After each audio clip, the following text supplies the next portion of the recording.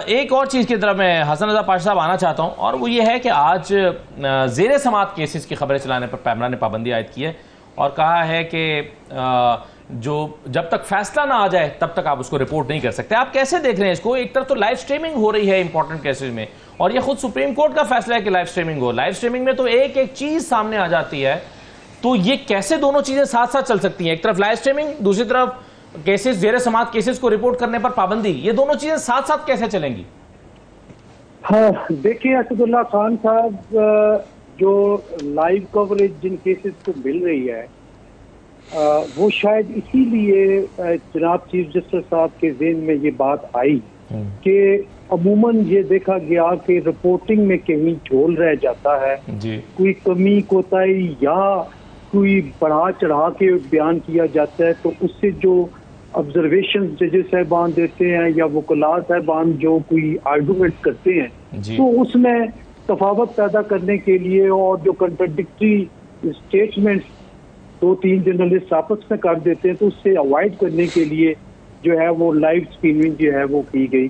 और वो अच्छा, आप सब लोगों ने भी, हमने भी, सब ने अप्रिशिएट किया कि ये अच्छी मूव है और बड़े दिलेरी के साथ ये उन्होंने फैसला किया है।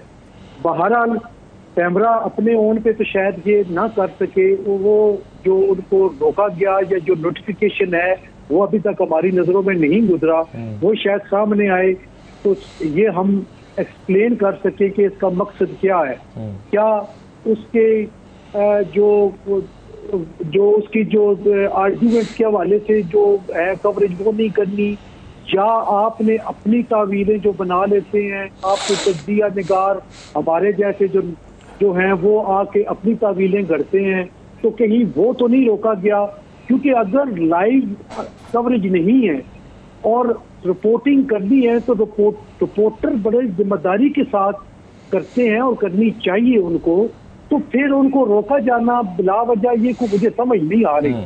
अगर तो वो रिपोर्टर्स को ये कहें कि आपने जो ऑब्जर्वेशन कोर्ट की आ रही हैं या आर्ग्यूमेंट्स आ रहे हैं उनको आपने रिप्रोड्यूस नहीं करना, या कुछ कमेंट्स कोर्ट देती है उसको भी आपने रिप्रोड्यूस नहीं करना, तो फिर क्या करना है कि आए एक वकील साहब आए, 2.25 घंटे उन्होंने आर्गूमेंट किए और दूसरी साइड से फिर एडजर्नमेंट आई और एडजर्नमेंट हो गई और बस खेल खत्म। तो मेरा ख्याल है इससे तो बात नहीं बनेगी।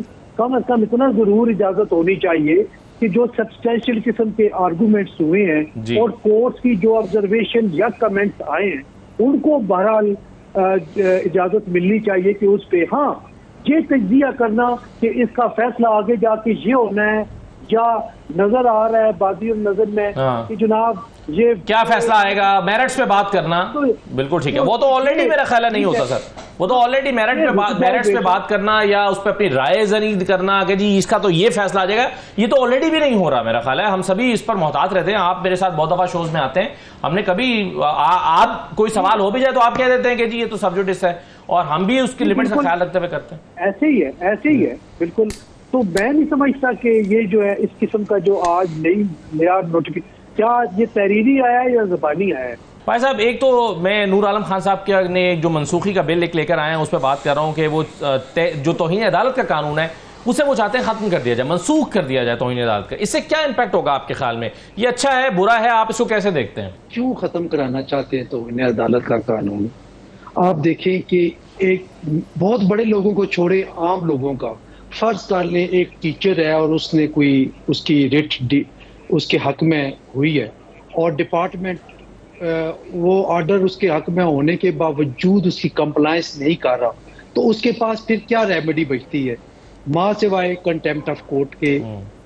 वो जब कंटेम्प्ट ऑफ कोर्ट का नोटिस इश्यू होता है और वो जो रेलेवेंट अथॉरिटी है उसको जब रिसीव होता है, तो जब कोर्ट में पेश होने से पहले ही 50% केसेस में कंप्लायंस हो जाती है और 50% केसेस जो बाकी रह जाते हैं वो आएँ बाएँ शाएँ करने के बाद कोर्ट थोड़ा सा दबाव डालती है कंटेम्प्ट ऑफ कोर्ट का, तो वो हो जाता है। कोई 80-90% कंटेम्प्ट ऑफ कोर्ट के हवा की वजह से डर जाते हैं।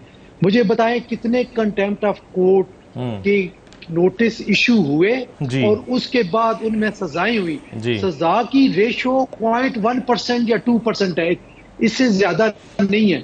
लेकिन ये एक ऐसी चीज है मैं समझता हूँ कि कोर्ट्स के पास, हमारी आला तरीन अदलिया के पास अगर कंटेम्प्ट ऑफ कोर्ट का हथियार ना हो तो अपने ऑर्डर की कंप्लायंस करवाने के लिए फिर नए सिरे से कोई पटिशन आए, उसके लिए भी 2, 3 या 4 साल इंतजार करें, तो मेरा ख्याल है ये मुनासिब नहीं है।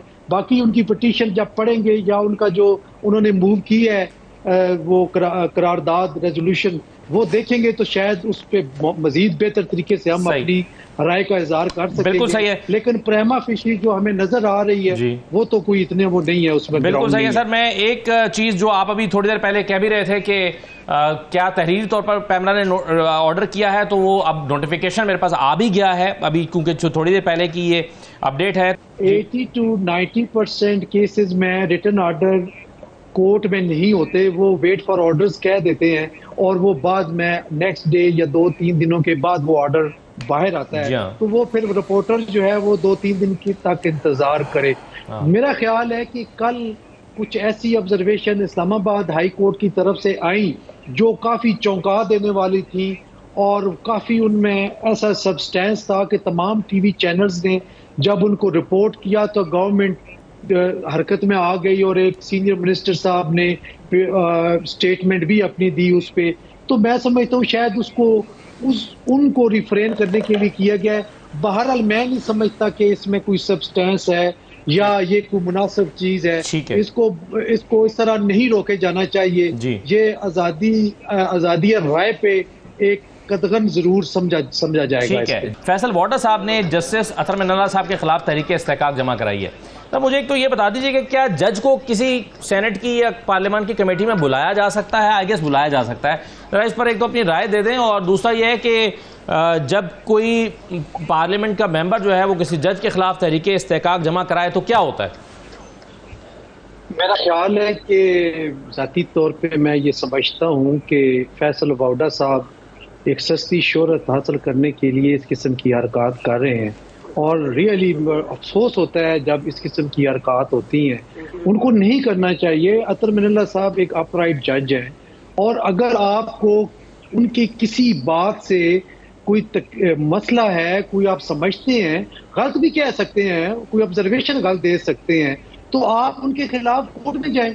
आप उसी कोर्ट में, जिस कोर्ट में वो बैठे हैं, उसी का जो है आइन के तहत आर्टिकल 209 के तहत आपके पास इख्तियार है कि आप उनके खिलाफ कंप्लेंट फाइल कर सकते हैं। वो कानूनी और आइनी जो तरीकाकार है वो अपनाएं, ना कि आप तरीके इस्तेकाक लेके एक जज के खिलाफ और आप इदारों को मजीद टकराव की तरफ लेके जाए। क्या आपने इस चीज का जवाब दिया कि जो सुप्रीम कोर्ट ऑफ पाकिस्तान ने सुओ मोटो लिया आपकी उस प्रेस कॉन्फ्रेंस के नतीजे में, और आप उसका जवाब जो है वो इनको तो आपके समझते हैं कि टकराव की तरफ ले जाने वाली बात है? टकराव की तरफ जाने वाली। बहुत शुक्रिया हसन रजा पाशा साहब।